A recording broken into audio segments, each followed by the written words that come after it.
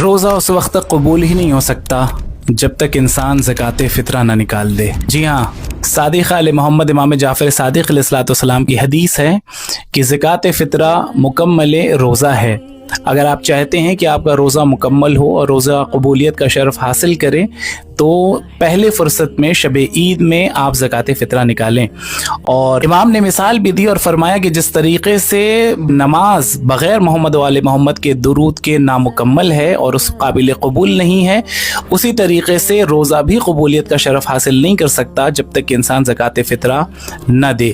احکام فطرہ مختصر سے لفظوں میں جو آپ مسلسل سن رہے ہیں، ہم بھی عرض کرتے چلیں آپ کی خدمت میں کہ شب عید 3 کلو گندم یا اس کی قیمت یا وہ اناج جو آپ کے یہاں کھایا جاتا ہے اور جو آپ کی روزمرہ کی غذا میں شامل ہے، وہ خود یا اس کی قیمت آپ زکوٰۃ فطرہ کے شکل میں دے سکتے ہیں۔ شب عید سے لے کر کے عید کی نماز سے پہلے ادا کر دینا ہر انسان پہ واجب ہے۔ بالخصوص گھر کے سرپرست کے اوپر زکوٰۃ فطرہ نکالنا واجب ہے۔ جو لوگ اس کی کفالت میں ہیں اور جن کا وہ خرچ اٹھاتا ہے، ان تمام لوگوں کا فطرہ نکالنا گھر کے سرپرست کے اوپر لازم اور واجب ہے۔ ساتھ ہی ساتھ فطرہ صرف نکالنا واجب نہیں ہے بلکہ فطرہ مستحق تک پہنچانا بھی واجب ہے۔ لہذا کوشش کریں کہ سب سے پہلے فرصت میں فطرے کو مستحق تک پہنچائیں۔ دوسرا سوال جو بار بار پوچھا جا رہا ہے کہ چونکہ ہمیں ہمارے علاقوں میں مستحق نہیں مل پاتے اور کیا ہم اپنے گاؤں میں یا دوسرے شہر میں پیسوں کو ٹرانسفر کر سکتے ہیں، آن لائن ٹرانسفر کر سکتے ہیں، تو اس حوالے سے بہت غور سے اس پیغام کو سنیے گا۔ دیکھیں، آپ فطرہ جس چیز پہ نکالتے ہیں، جس چیز پہ بھی آپ نیت کرتے ہیں فطرے کی، اسے تبدیل نہیں کیا جا سکتا۔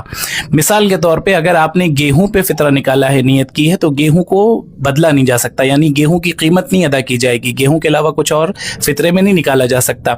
اسی طریقے سے اگر کسی انسان نے کیش میں پیسے نکالے ہیں، گیہوں کی قیمت نکالی ہے، فرض کریں کہ اس نے 100 روپے نکالے ہیں فطرے کے عنوان سے، اب وہ 100 روپے وہ چینج نہیں کر سکتا کہ اسے 10 روپے میں چینج کرے، تقسیم کرے یا کسی اور کرنسی کے اندر چینج کرے، نہیں کر سکتا۔ اسی پیسے کو مستحق تک پہنچانا ہوگا۔